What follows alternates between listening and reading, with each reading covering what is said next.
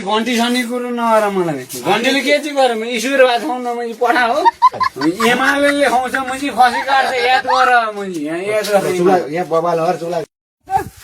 मरेलुटले गर्छ त घन्टीले झोले बनाइदिए हामीलाई यार घन्टीले के चाहिँ गर्छ के चाहिँ नेपालमा चाहिँ लाग्छ मुजी तर म ईश्वर भए थाहा न म तिम्रो घर ईश्वर भएको थिएन खुरको घर हिँड्छ कि त लाखा बढी मेरो सामुले तर राडी छोरा त्यो सामान के 12 वर्ष हाल बोकेर त्यो खुर्किन त त बुङै जान्छ मलाई मै घन्टीको मैले कुरा नगर मेरो त बुङै जान्छ तेरो सामान घर पुरा फर्केर आइहाल्छ पर्दैन पर्दैन मै घन्टी सनी कुरो नगर मलाई घन्टीले के चाहिँ गरे ईश्वर भए ठाउँ न मैले पठा हो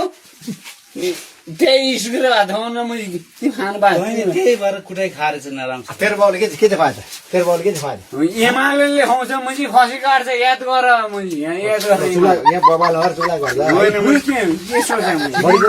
फेरि मेरो पर खाने अहिले खाएँ नि खेल्नेमा खेलौँ अन्त के फेरि खेल्यो खेल्ने त मसँग खेल्दैन त रानी छोरा कहिले खेल्दाखेरि त रन्जित मसला ल ल भने